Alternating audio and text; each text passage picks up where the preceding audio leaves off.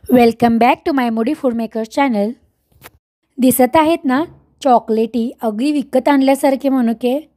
चला तर मग पाहूया आजची रेसिपी. सर्वप्रथम मी द्राक्षे मिठाच्या पाण्यामध्ये घालून स्वच्छ असे धुवून घेतलेले आहे. द्राक्षे धुवत असताना जास्त पिकलेली द्राक्षे मी काढून घेतलेली आहे. सर्व पाणी नितळलेले आहे. आता एका रिकाम्या भांड्यामध्ये, स्टीलच्या रिकाम्या भांड्यामध्ये धुतलेली सर्व द्राक्षे आता काढून घेऊयात. ज्यामध्ये द्राक्षे शिजवायला ठेवायचे आहेत त्याच भांड्यामध्ये द्राक्षे काढून घ्यावेत. तुम्हाला जर वरून मीठ टाकून घ्यायचे असेल तर तुम्ही मीठ टाकून घेऊ शकता. द्राक्षे थोड्या प्रमाणात गोड असल्याने मी मीठ टाकले नाही.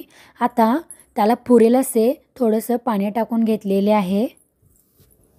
त्यानंतर गॅस हा मंद आचेवर ठेवून हे शिजायला मी ठेवलेले आहे.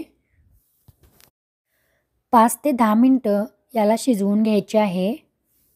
तुम्ही जर द्राक्षे जास्त पिकलेली घातले असाल तर 5 ते 10 मिनटं न ठेवता 5 मिनिटाच्या आत शिजवून घेतलेले बरे होईल. का द्राक्षांचा रंग कसा बदललेला आहे. छान असं ते शिजत आहेत. शिजलेले द्राक्षे पाण्याच्या वर येऊन तरंगत आहेत. द्राक्षे छान असे शिजलेले आहेत.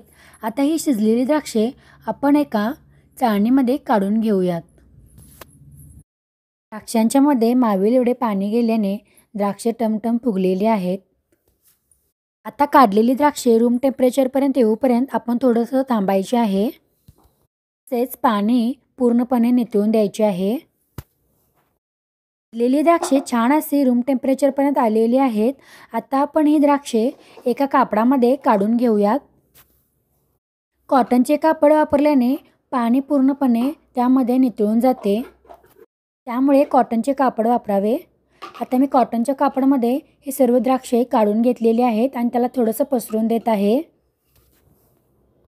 आता हे द्राक्षे उन्हामध्ये घालायचे आहेत आणि जेव्हा आपण उन्हामध्ये घालतो तेव्हा डायरेक्टली असं ठेवायचे नाहीत. त्यावर काहीतरी झाकून द्यायचे आहे, नाहीतर सूर्यप्रकाशाची किरणे त्याच्यावर पडतात. त्यामुळे आता दुसऱ्या दिवशी बघा द्राक्षे कसे झालेले आहेत.